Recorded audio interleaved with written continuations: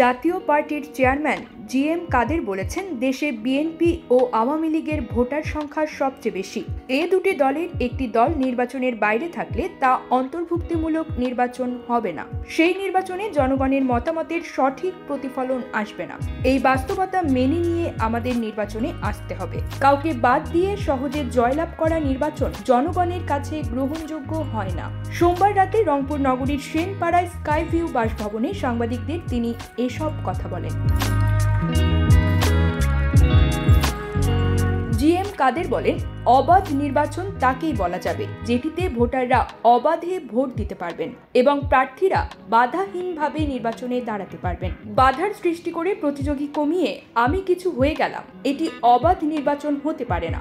আওয়ামী লীগ সেজন্য বড় ধরনের আঘাত পেয়েছে। ভবিষ্যতে কেউ এটি করতে চাইলে তারাও এ ধরনের আঘাতপ্রাপ্ত হবে। আমাদের ইতিহাস থেকে শিক্ষা নেওয়া উচিত। তিনি বলেন, নির্বাচন আমরাও চাচ্ছি, কিন্তু নির্বাচনে লেভেল প্লেয়িং ফিল্ড থাকতে হবে। বর্তমানে বিভিন্নভাবে আমাদের সভা সমাবেশ করতে দেওয়া হচ্ছে না। সাংবিধানিক অধিকার অনেক ক্ষেত্রে আমরা পাচ্ছি না। আমাদের স্বাধীনভাবে চলাচল করতে দেওয়া হচ্ছে না। তাই লেভেল প্লেয়িং ফিল্ড ছাড়া যে উদ্দেশ্যে নির্বাচন দেওয়া হচ্ছে সেই লক্ষ্য পূরণ হবে না। জাপা চেয়ারম্যান বলেন, তত্ত্বাবধায়ক সরকার ব্যবস্থা প্রচলন করা হয়েছিল হুসেইন মোহাম্মদ এরশাদের আমলে। সরকারে থেকে দল হবে, সেই দল নির্বাচন করলে তখন লেভেল প্লেয়িং ফিল্ড থাকে না। এজন্য তত্ত্বাবধায়ক সরকার হয়েছিল যেন নিরপেক্ষভাবে নির্বাচন করা সম্ভব হয়।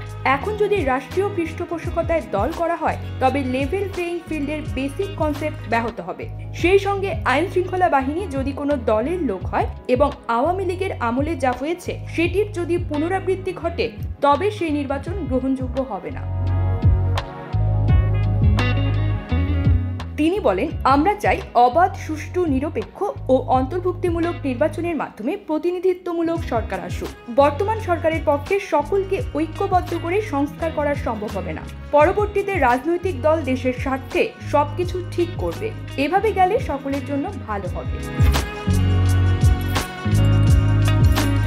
এ সময় জাতীয় পার্টির প্রেসিডিয়াম সদস্য S M. Yasir, vice chairman Abdur Razzaq, Rangpur মহানগর জাতীয় পার্টির সিনিয়র সহসভাপতি জাহিদুল ইসলাম, জেলা যুব সংহতির সাধারণ সম্পাদক নাজিম উদ্দিন সহ জেলা ও মহানগর জাতীয় পার্টির নেতারা উপস্থিত ছিলেন।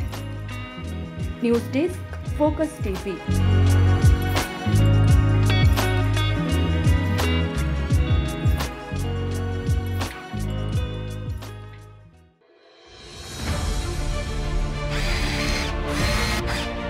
আলোতে থাকুন, ফোকাসে থাকুন, হাত রাখুন প্রজন্মের হাতে।